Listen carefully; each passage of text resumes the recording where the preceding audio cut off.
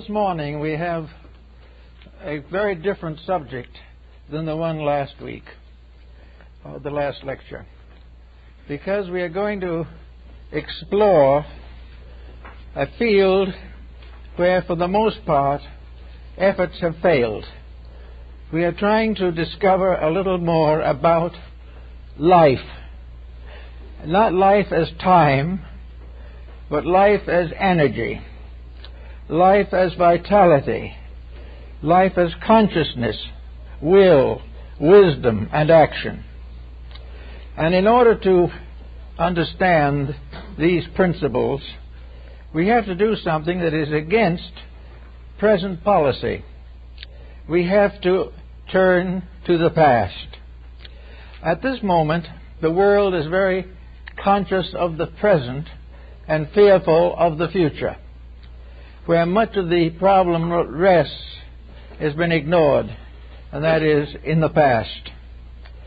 Now, the past is something more than dead yesterday. And to overlook it is to lose the most wonderful text for the study of our problems, because none of these problems are actually new. They are all part of the descent of a stream of life. And this stream of life is the thing we want to consider. Some years ago, General Furlong, in his Rivers of Life, gave us a chart showing the development of races, sub-races, and a great arterial system of life descending through history. Everything in this list and everything in this chart is actually very scientific, very factual, and probably more readable and usable than the histories that we write today. We are therefore interested in trying to understand something of the principle of life as we accept it, as we know it, as we live it, and as we pass out with no understanding of what it is, or very little understanding. Now, at the present time, there are two attitudes towards this subject. The first is materialistic and scientific. Now, the study of science in relationship to the vital, moral, and ethical development of races has been generally neglected. The modern scientist is interested in what he calls facts, and facts are to him the actual occurrences of today, the actual checking that he can make of things on the physical level. He does not really try to figure out why these things happen, but he is interested in how they happen. He does not know or recognize any particular reason for these happenings, except they occur as the effects of causes that are set in motion in our daily existence. The true and complete materialist does not believe we existed at any time except now. He does not believe in any of the theological doctrines of immortality.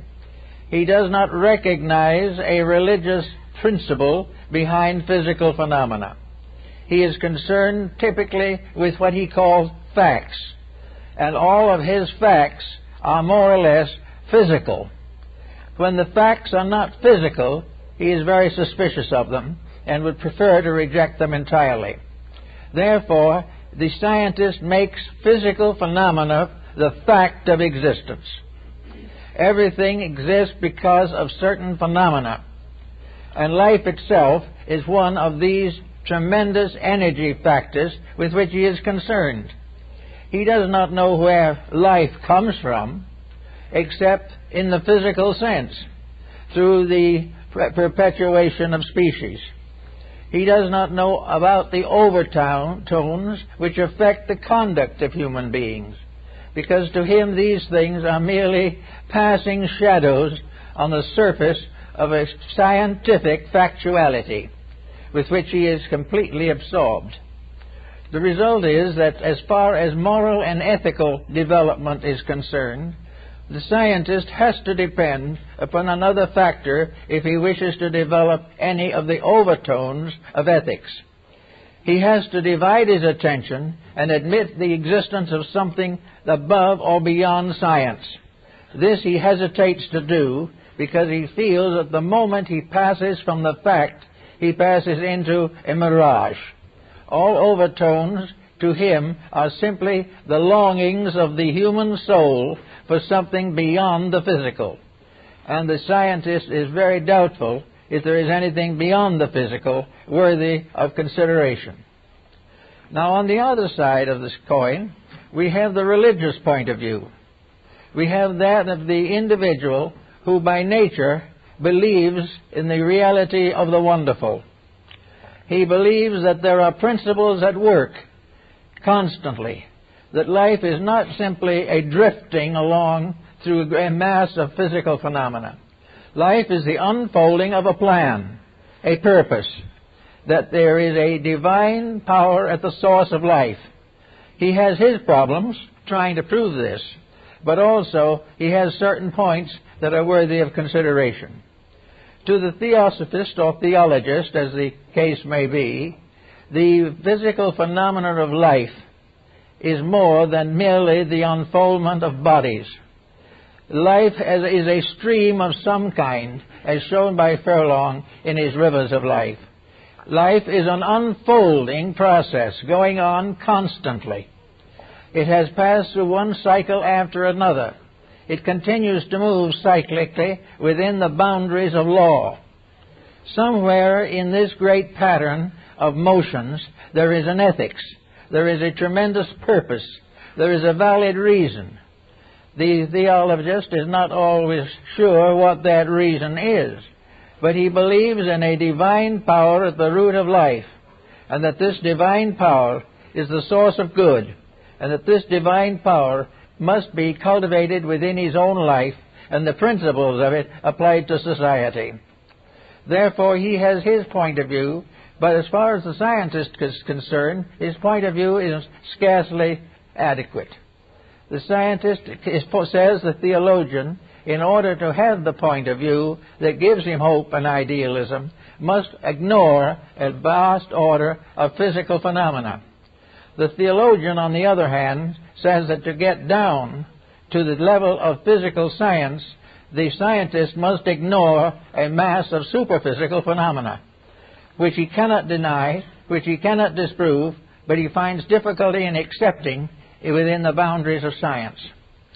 Therefore, we have the scientist as a person actually moving in a physical environment. When he thinks of history, he thinks of physical history. When he thinks of the future, he thinks of a future of scientific historicity. He believes in the unfolding of forms, of the constant enlargement of human empire.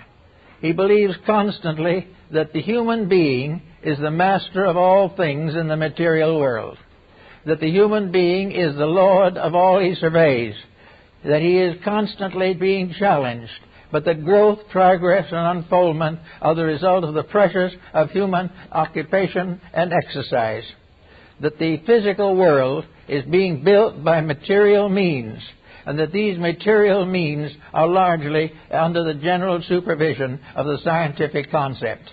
The perfectly scientific person, therefore, would be a perfectly lawful person, but he would live within a very narrow rule, a rule of materiality alone, because there's no place in his system for the immortality of the soul or the presence of a divine trinity at the basis or in the foundation of the material quaternary. Now, with these 2 points of view, we need history. We need to take something that is now being generally ignored. In fact, we are almost invited to ignore it. We must not think of the past. The moment we think of past, we become involved in morality. The moment we begin to examine the structure of human history, we come into the presence of a tremendous ethical structure, a structure of moralities, a structure of laws, a structure of principles. Most of these have been set forth in the great religious histories and philosophies of mankind. Now, if we accept the reality of tradition, if we accept the fact that history is a valid instrument of knowledge, and it was one of the valid instruments of Lord Bacon in his Novum Organum, or the new instrument of knowing, we then have to realize that in history we have to study the concatenations of events in a way that we do not do at the present time. In other words, the average person is not interested in the law of cause and effect. He doesn't know why it functions. He only knows that it interferes largely with what he wants to do. And as he goes along his way, that which comes in conflict with his ambitions and his purposes is considered to be unreasonable, or at least unpleasant. So that the person today tries to avoid the challenge of cause and effect. If he goes back into history, he will find 100 empires that fell from the same mistakes that he is making. Now, this should mean that history is a valid subject. History should be taught in schools, because it is the story of what happens when we do certain things. And we have proof that these happenings are inevitable and immutable. They are just as scientific as anything advanced by science. But because they deal with moral, ethical, or spiritual values, science prefers to ignore them as not provable. Yet they are provable. History is what proves them.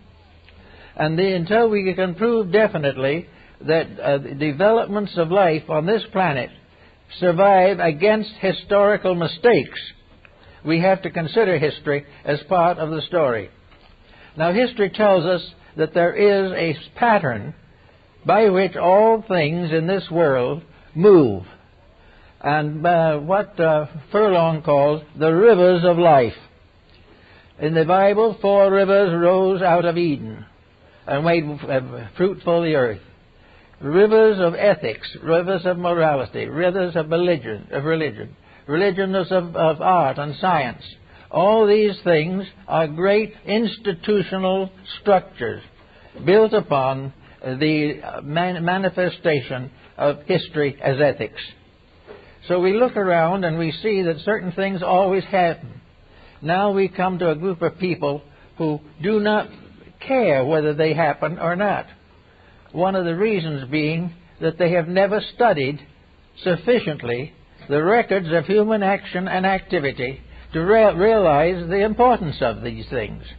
The young person in school today is told that now we are living in the grand age of all things that are wonderful, and therefore the past is made up of a group of primitive wanderers struggling against the advancement of science. This is not true, but this is what the average person is inclined to believe. He is inclined to believe that now is important, that everything should be judged by now. We should judge the TV programs by now. And if we do that, we're in kind of difficult situation.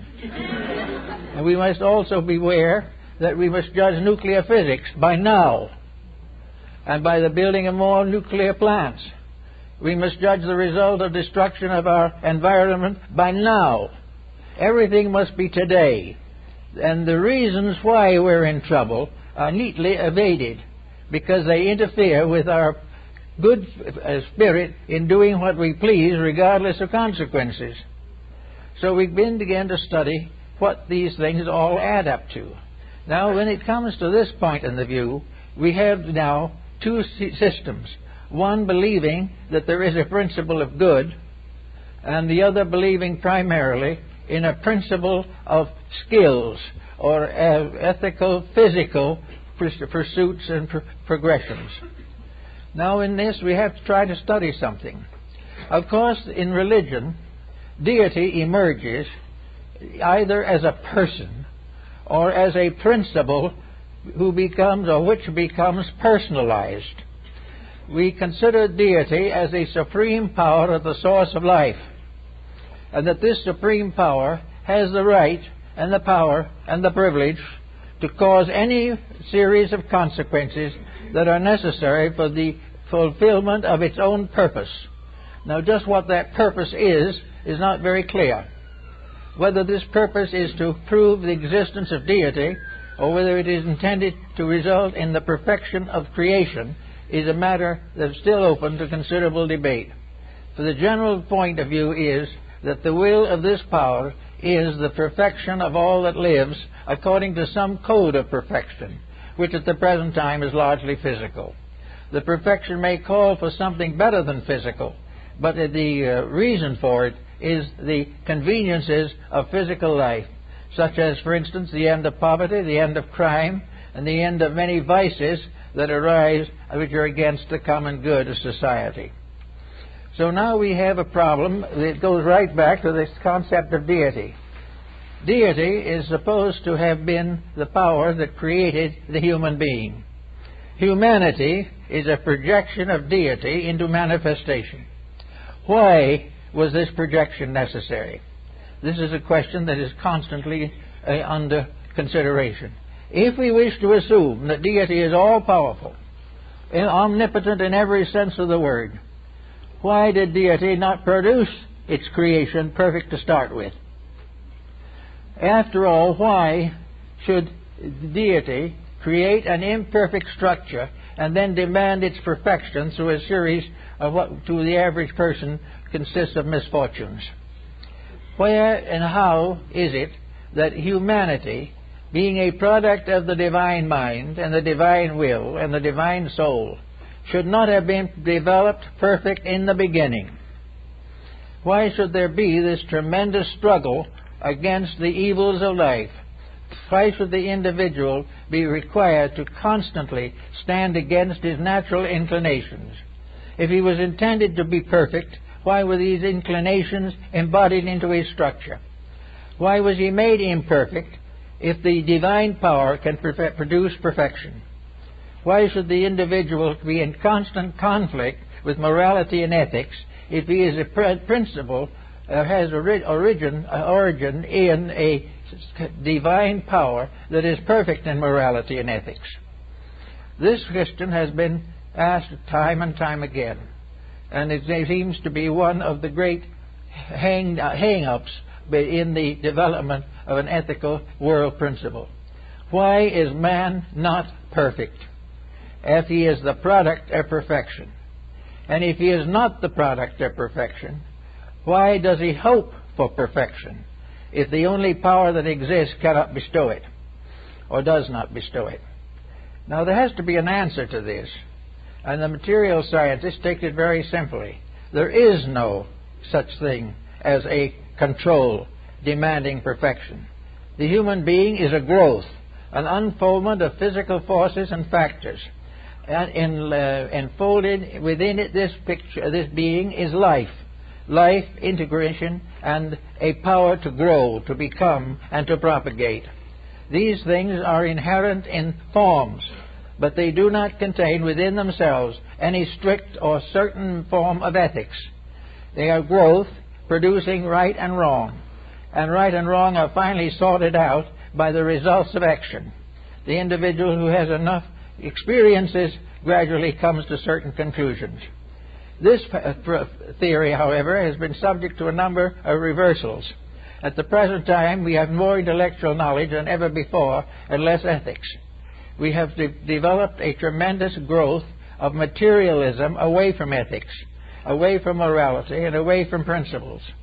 Now, if the scientific process is complete, and the final end of all things is the production of a self-sustaining creature, a being that is sufficient to all its needs, then science is in trouble because it isn't producing such a creature. If, on the other hand, only morality and ethics, temptation, and gradual moral growth can produce perfection or produce release from problems, then why and how does this come through in our theological studies and considerations? So we come to a very interesting problem here. Namely, let us now say that we are going to think in terms of a different concept of what humanity is.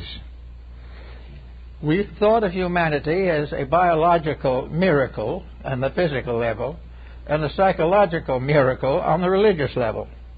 But perhaps there's something else to the thing. There's something more that we haven't investigated at all.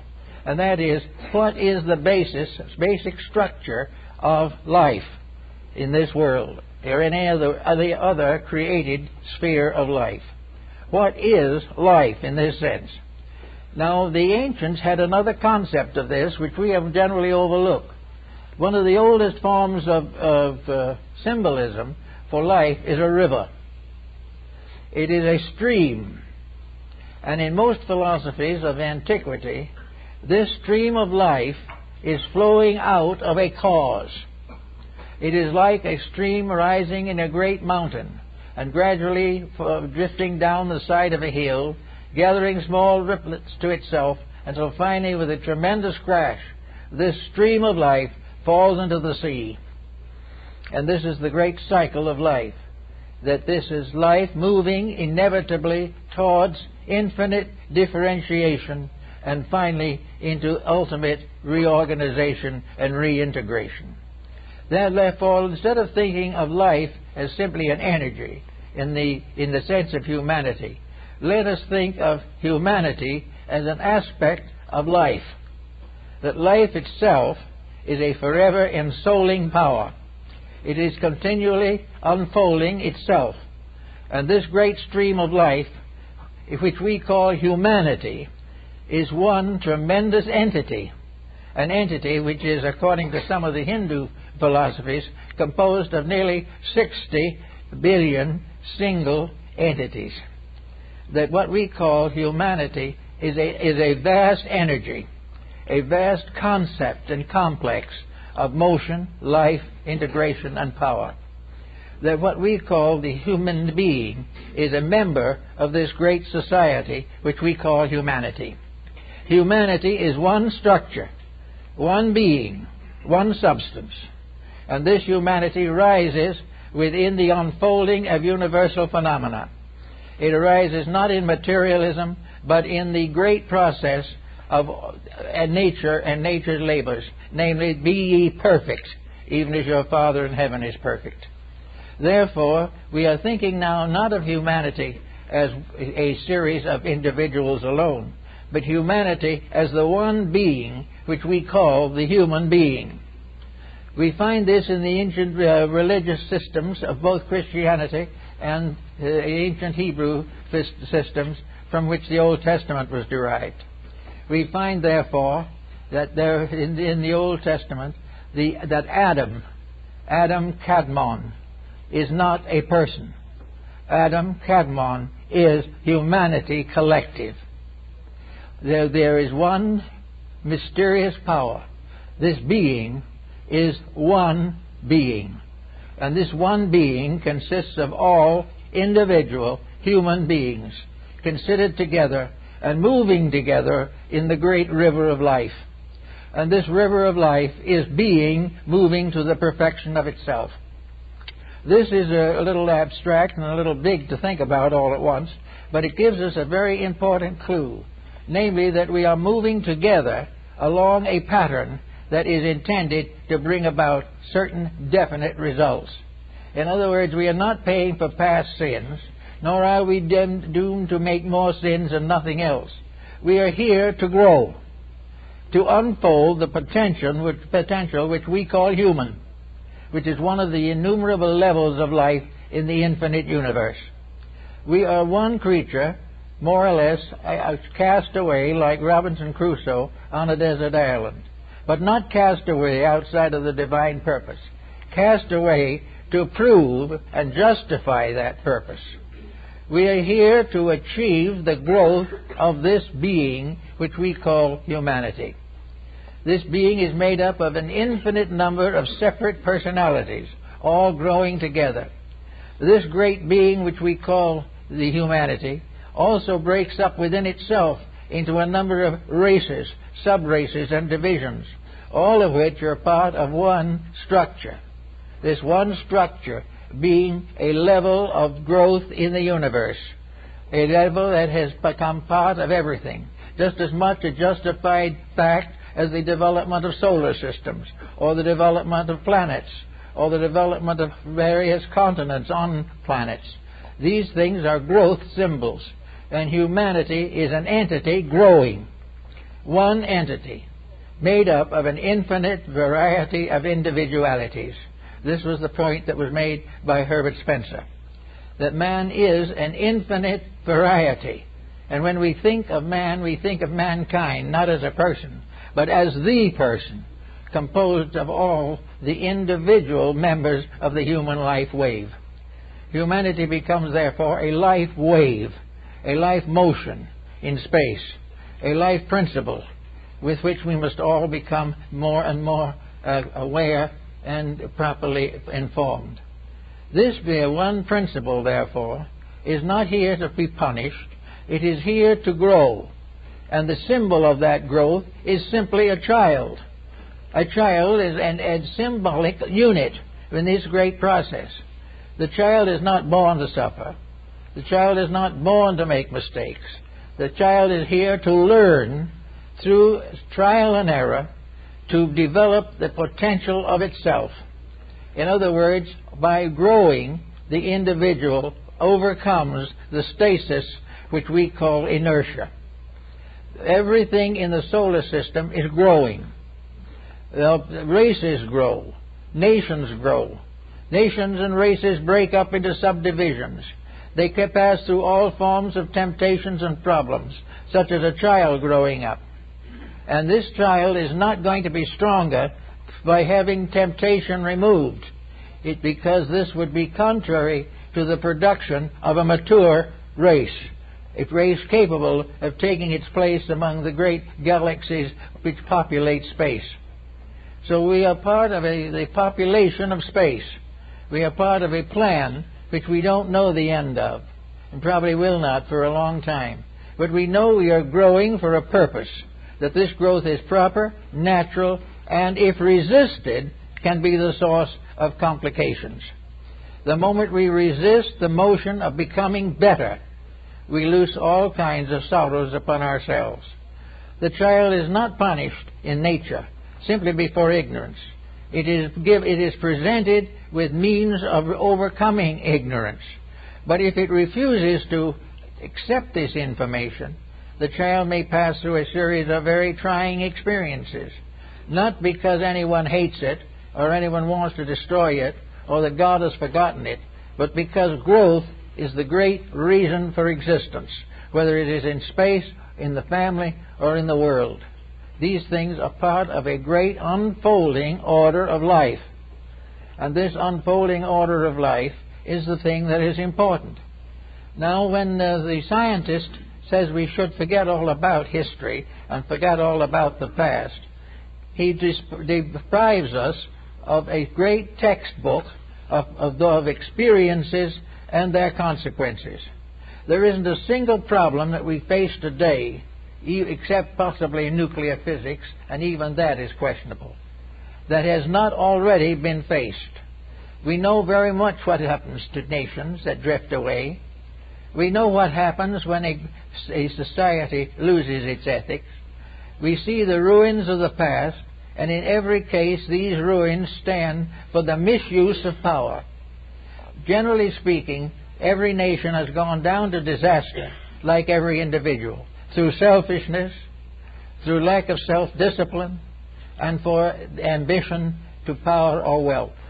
They've all gone down from that cause. So we very carefully avoid mentioning that cause, because it would interfere with the prosperity of the hour and might tempt us to improve ourselves. If this temptation became strong enough, we might become a comparatively intelligent race. And that, in turn, would be a great distress to those who want to exploit us. But these things are not God punishing us.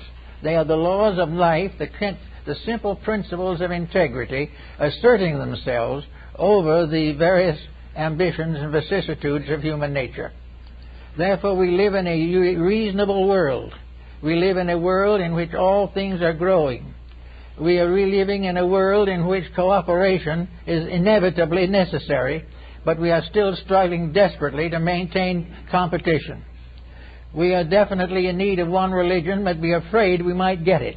And instead of working towards it, we do everything possible to keep the barriers up to cause various denominational intrigues and ambitions. Everything that would tend to solve things, we are afraid of. and yet we have to face these things that are right. And the power of destiny, as it was known to the ancients, is the power that says this is going to happen. No matter what we do, we are going to grow. And if we grow the easy way, we can have pleasant gardens and a pleasant life. If we decide to grow the hard way, we will have war and strikes and conflicts and plagues and various inquisitions, as long as we resist the natural law of life. In other words, what we call our environment today is our school. A great moving mass of life with a certain specific destiny, humanity, an entity in space, a collective. We have human collectives, then we have another collective, the animal collective.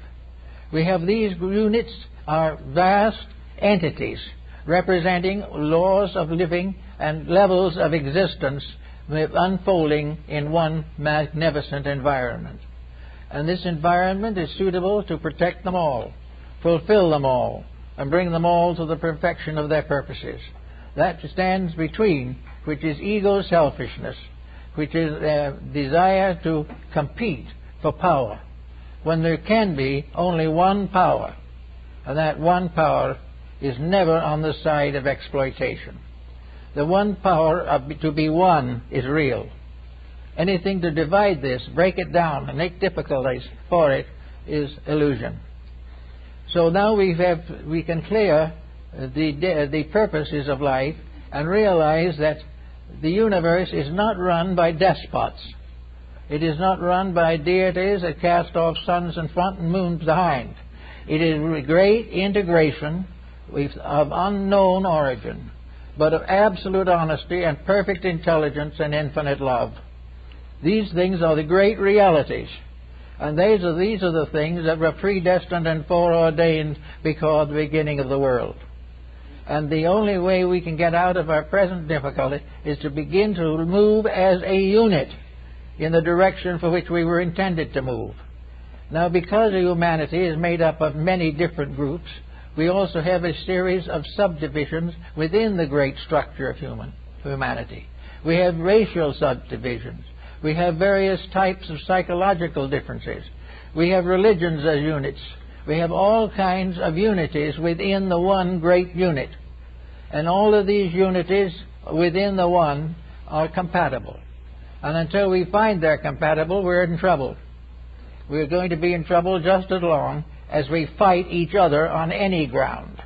Because actually, whether we know it or not, the one that fights and the one who is fought is part of the one that never wants to fight or never wants to be fought.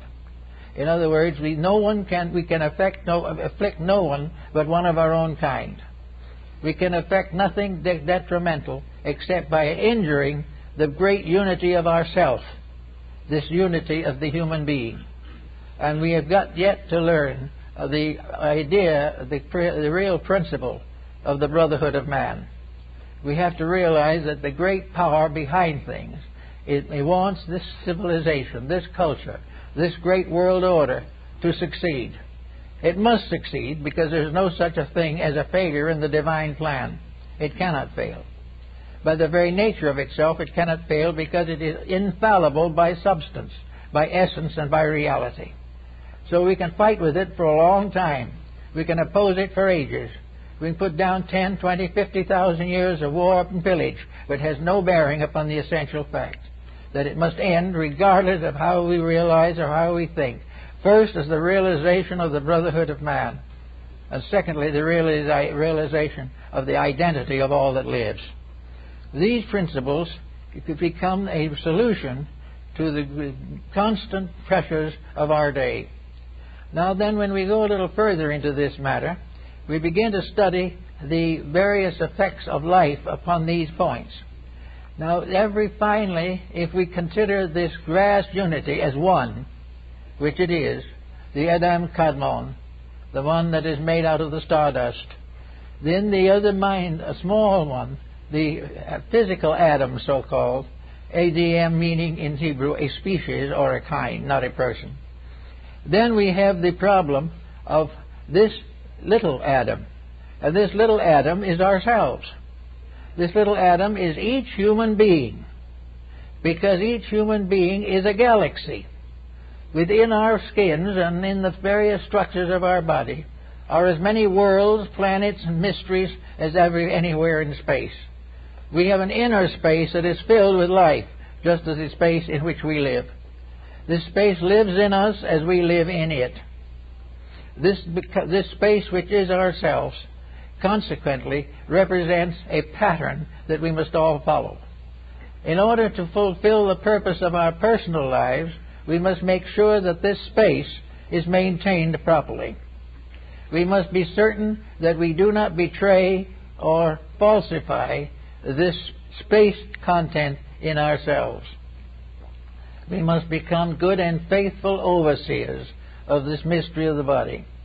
And in the story of the biblical history, we find that the ego, or the self, becomes, in a sense, the custodian of the body and the custodian of the laws of living.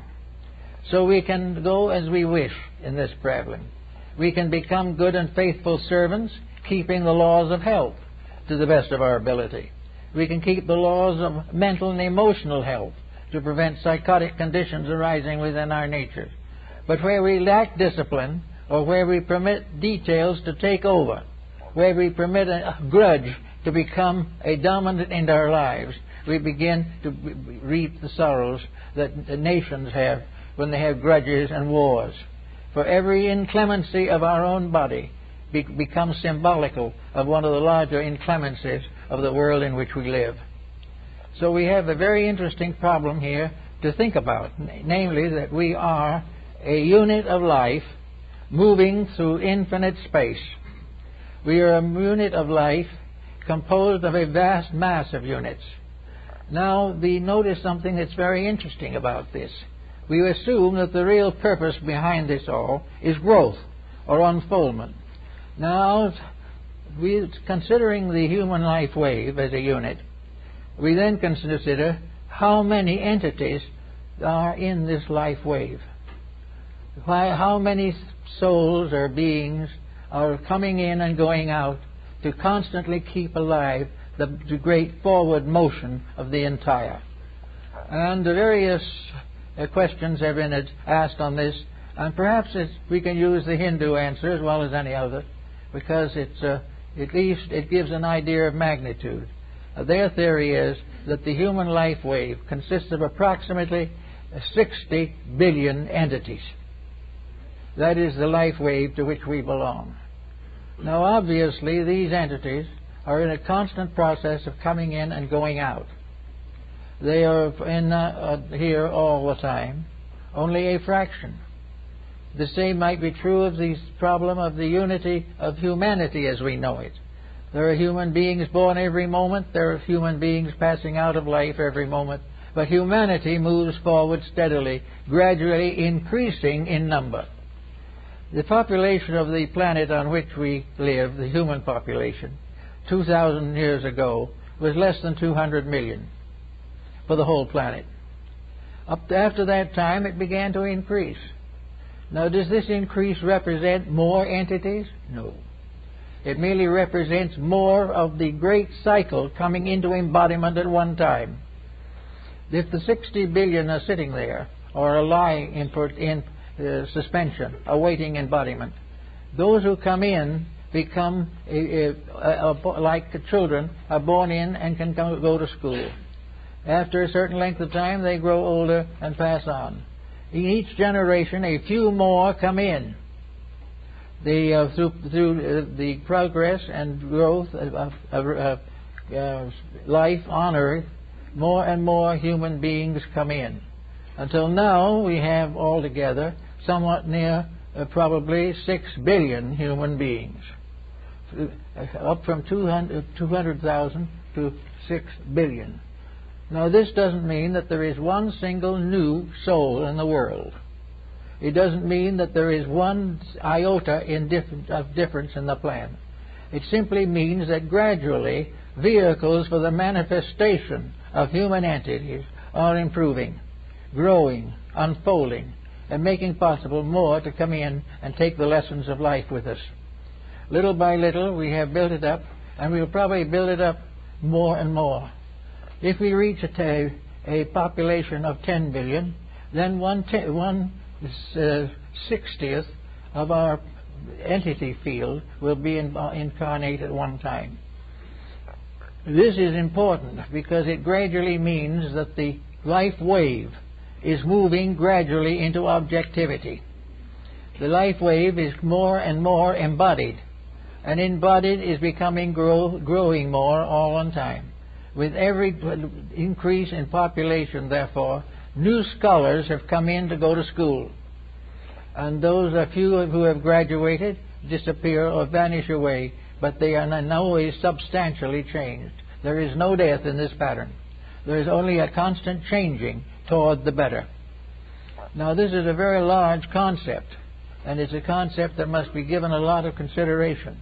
But it is also a concept which contains within it space for growth, and it takes away from us forever this fear of eternal damnation, or, from the scientific point of view, eternal oblivion. We are growing up as a being in space.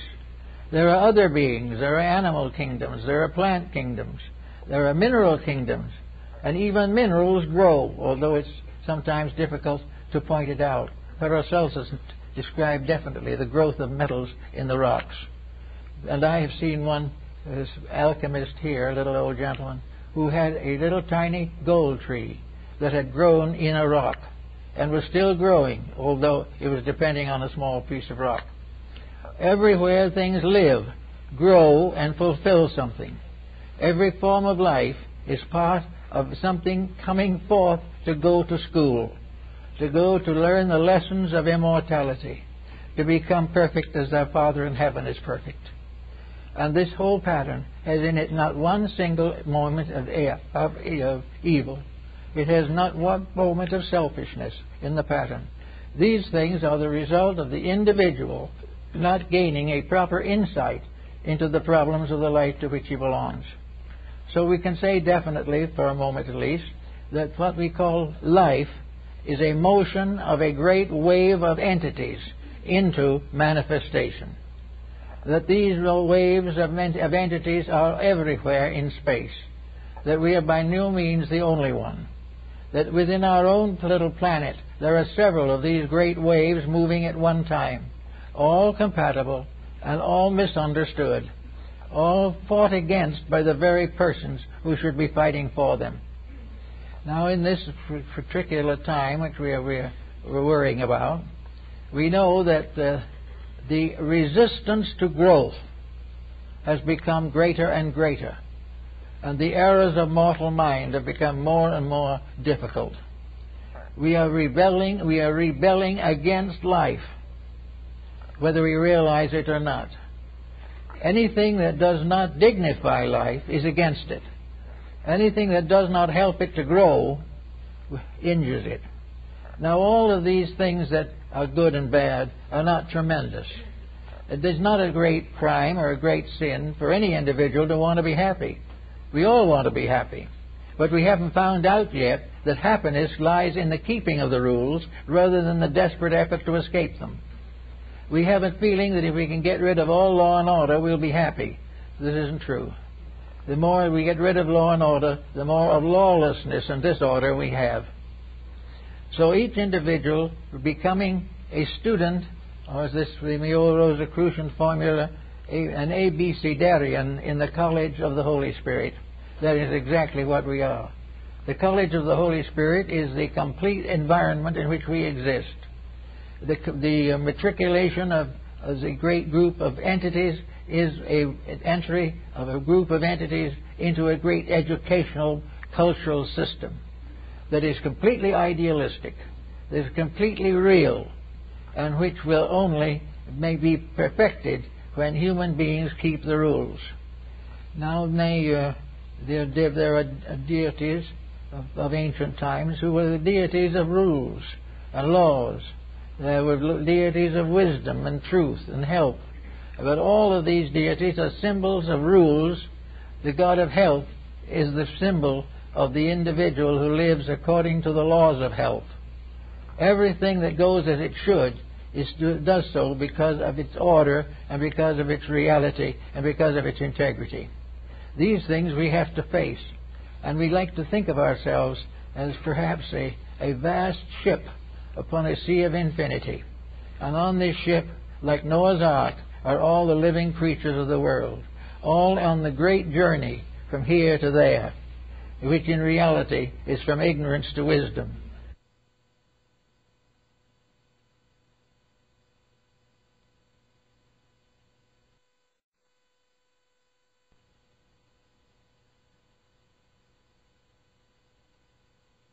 Authority and power, all these things are illusions. Now we say the individual leaves here.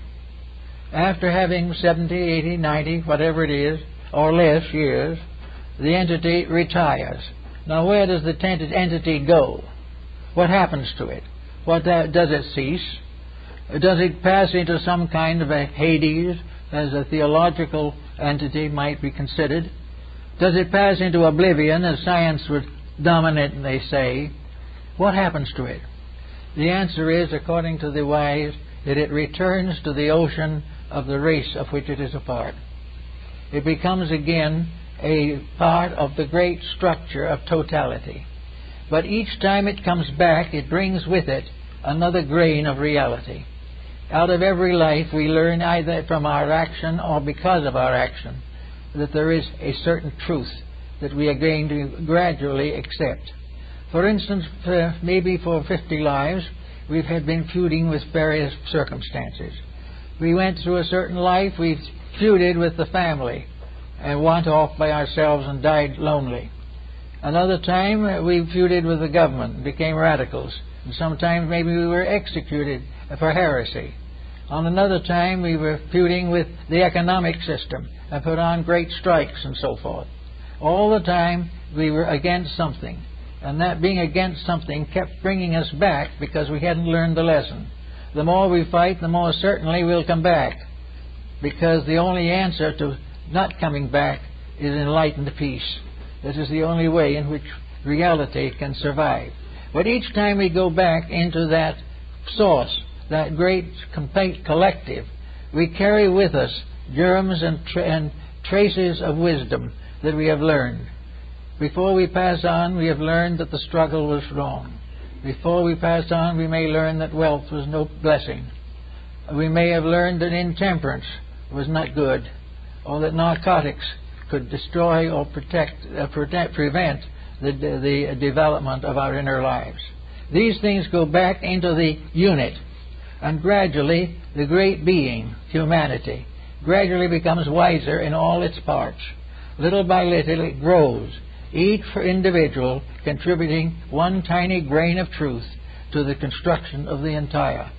And in the course of time, truth will survive, and every entity in this great cycle of, say, 60 billion, each entity will have learned the same lessons and will form a complete and perfect unity. From that time on, we will have an enlightened race. This is the race of the heroes, referred to by the Greeks. This is the eternal and divine race that occupies space, and which goes on to the next step of the great unfoldment towards reality. What is the end, the very end of it, we do not know.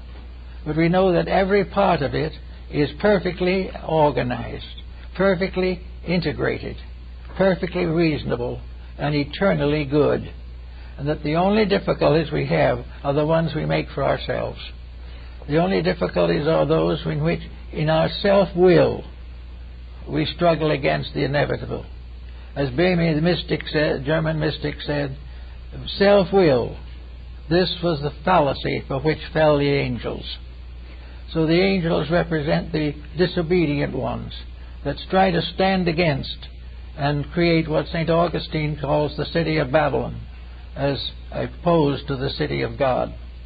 But everything, that wherever there is a rebellion, it seems as though a little group of these souls, of this one entity type, make little kingdoms of their own here and there somewhere in space, and put over these little kingdoms the various tyrannies of their own making.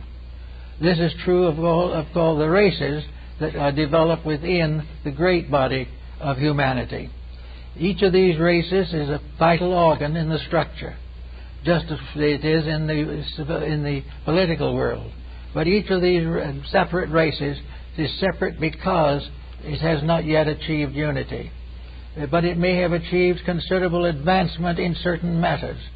And finally, advancement brings the realization that all knowledge that is real knowledge is compatible. Advancement of self must ultimately result in the advancement of all that lives.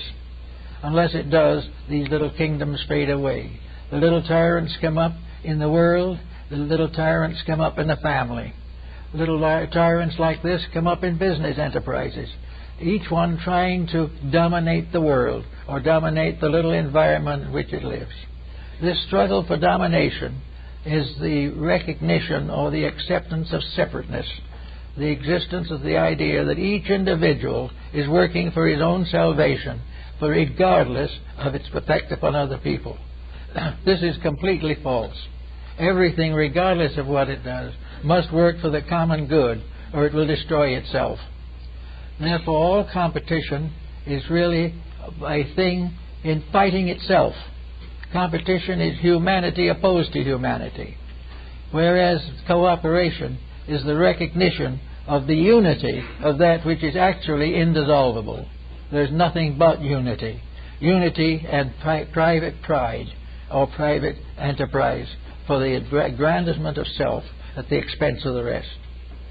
So we find all these factors working to produce what we call life. And a life, as I like to think of it perhaps, is a great motion towards oneness. It is a motion towards unification, a motion towards the reality of integrities. It is the individual moving with other individuals to the fulfillment of purpose. And between the individual and his ultimate goal is ignorance. And this ignorance is evil, any more than it is evil that a small child cannot work calculus. Ignorance is a natural state of things. The matter problem is that you do not educate ignorance to become more ignorant. You educate it to overcome itself. You make wisdom take the place of ignorance. Therefore, little by little, we overcome all differences, all separateness, and become what we were intended to be, one people under God. Under this purpose, we also become aware of the vast idealism at the source of everything. We do not know the nature of the infinite. We are not able to grasp that which is completely beyond our comprehension. But we have symbols of things that seem to point towards this. And the great symbols of life in religion and philosophy and art and music and even in science are symbols of this infinite purpose. All knowledge is under law. All law is under God. And the gradual realization of this can help the individual to restore the problems of his time. Today we are worried because materialism is rampant upon the earth. We fear that we will be finally destroyed by this ignorance. We cannot be destroyed by ignorance. We can only injure ourselves by ignorance. We cannot prevent the plan, but we may reduce ourselves to a very sorrowful, miserable, repentant attitude because what we have done to injure a purpose that was right and proper. The proper end of all growth is peace. It is the realization that by working together we advance the history and nature of all life. We do not think of ourselves as being close to planets. We sit on them or live on them or we look at them through telescopes. But we do not realize the brotherhood of stars or our own union with this vast firmament under which we exist. There is only this one great plan, divided into numerous levels, into numerous departments to help us to meet the growth problems of existence.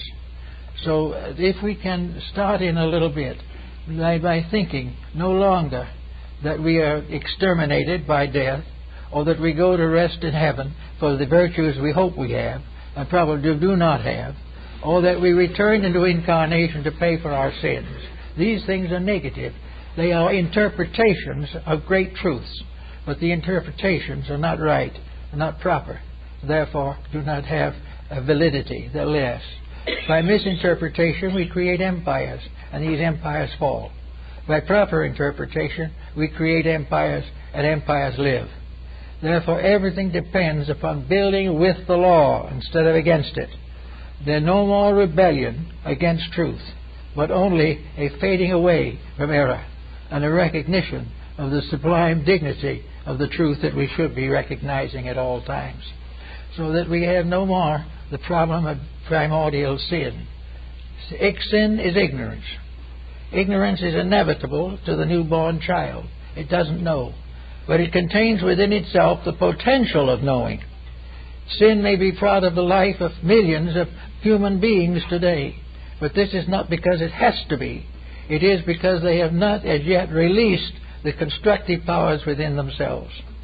Therefore, education is not really a cramming on of sciences.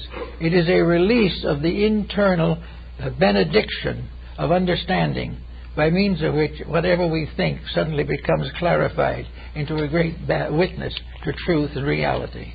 All these things become essential elements of a great system, a system in which there is no failure, a system in which there is no punishment, except the individual who finally has to admit he's made a mistake and is very greatly humiliated thereby.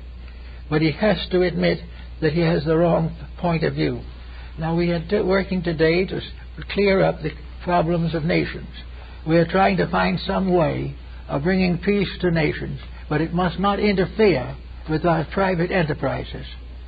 We must have peace, but we must not in any way interfere with the accumulation of wealth or the building up of power.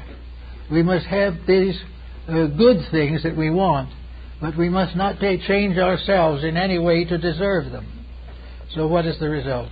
An impasse. Error cannot survive.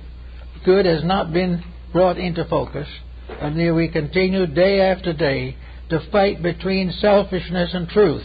And up to now, truth has been coming out second best, because we are too concerned with the little things about ourselves.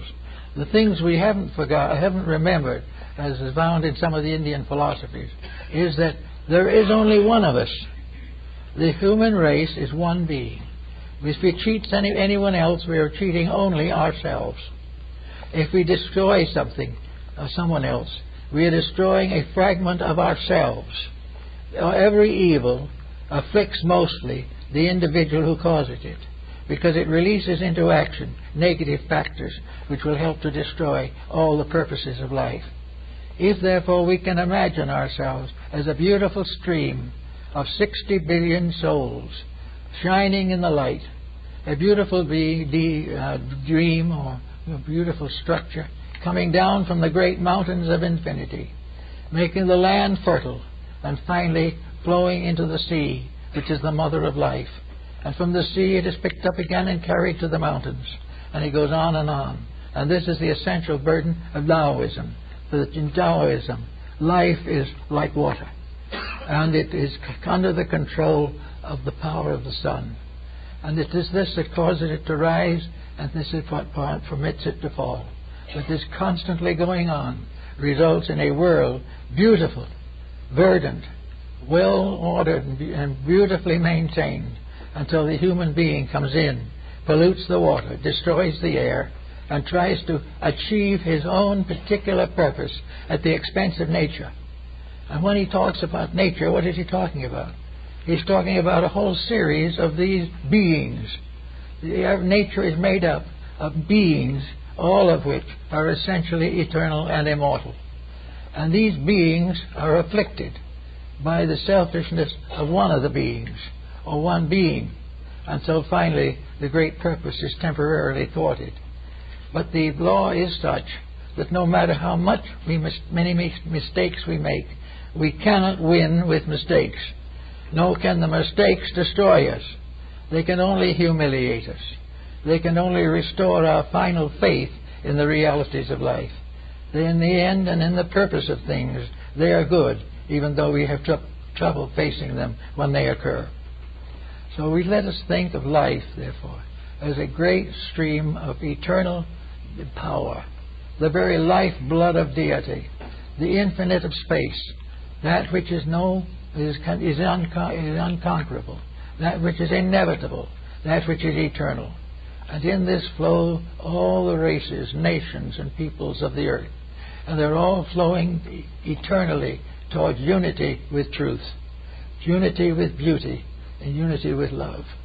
It is only our own selfish self-centeredness that breaks us all up into wars and camps and political systems and conflicting psychological entities.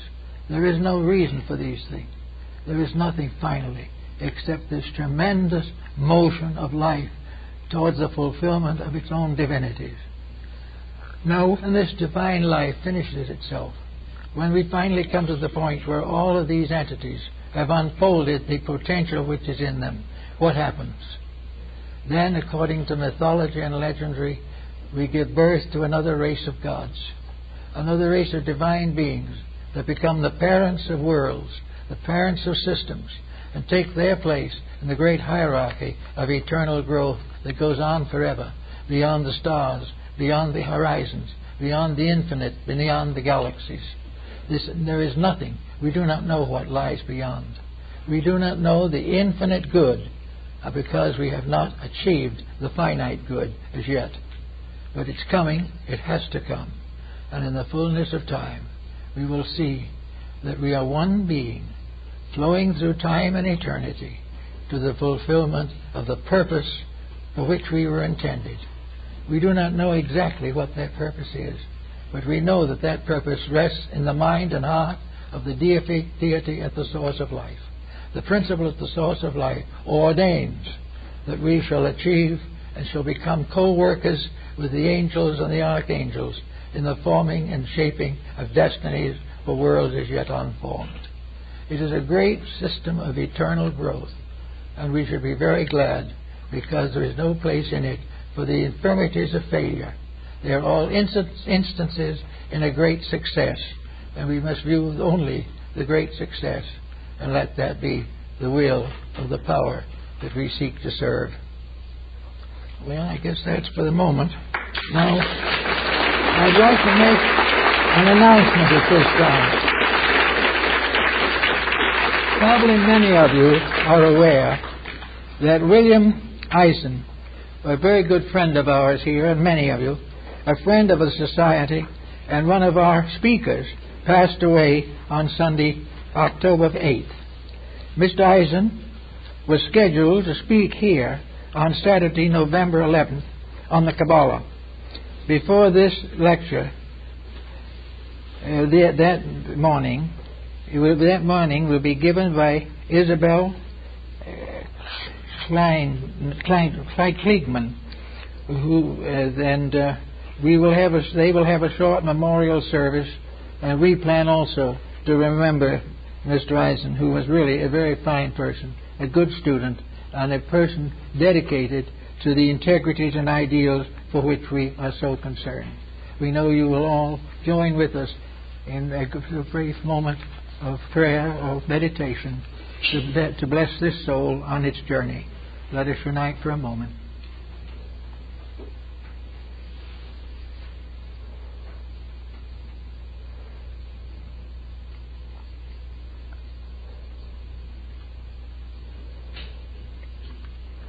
So mote it be. Another soul goes forward to new experiences in the great stream of eternal life. And that where we all belong, and in the presence of that, there is nothing to fear, everything to hope for, and a full realization that in the fullness of time, each of us will fulfill the destiny for which we were intended. So mote it be.